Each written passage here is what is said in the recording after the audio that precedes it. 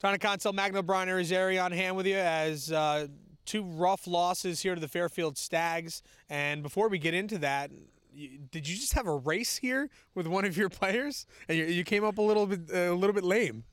Yeah, I had to let them win in something today, right?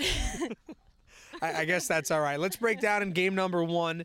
I really think the story was the fact that you left 11 aboard and you had plenty of opportunities to get insurance runs, pad your lead, and wind up, they escaped with a victory, 3-2, and you guys were the better team in game number one, and, unfortunately, it was just 11 aboard. Yes, absolutely. We had a freshman throw in that first game. She did a good job keeping the ball low, getting some outs.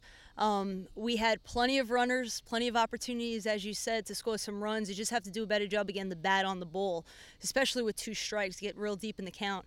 We have to make sure that we get that contact earlier on. And obviously in a doubleheader, there's only about 30 minutes in between games. They get out to a 4-0 lead. You guys scratch back, get three. I really thought it was the third inning when you gave up the 3 runs. They had an 8-3 lead that really kind of, they put it on cruise control from there. Their starter and Ray Ball wind up just taking it over. Do you agree with me, disagree with me? Yeah, I agree with you. Yeah. I mean, you said what there is to say. It's kind of sums it up.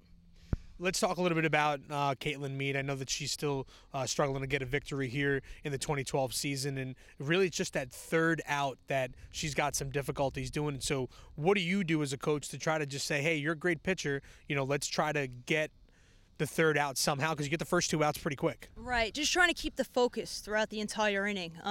We get the 2 outs, and then it's like, we have to get this third. It's so much kind of pressure builds. Exactly, and we're thinking way too much. So you have to just trust yourself and just kind of go with it. One of the spotlights here for this game, you had Jordan Haines, the catcher. She was designated player in the second game. Wound up going 4 for 7 overall, an RBI. She had a couple gutsy at bats, came up with a couple big hits. Just talk about her playing. It seems like she's always, finding a way to get dirty somewhere out there. She's a bulldog out there. She's a tough kid. She had great at bats. She had great time at the plate this game.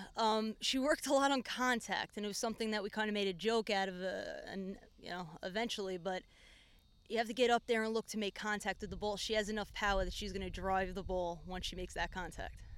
All right, the girls will wind up traveling this Thursday up to Holy Cross to take on the Crusaders. We'll be back in action. We'll have the call for you here on Hartford All Access on Sunday when the Jaspers of Manhattan come into town for a doubleheader.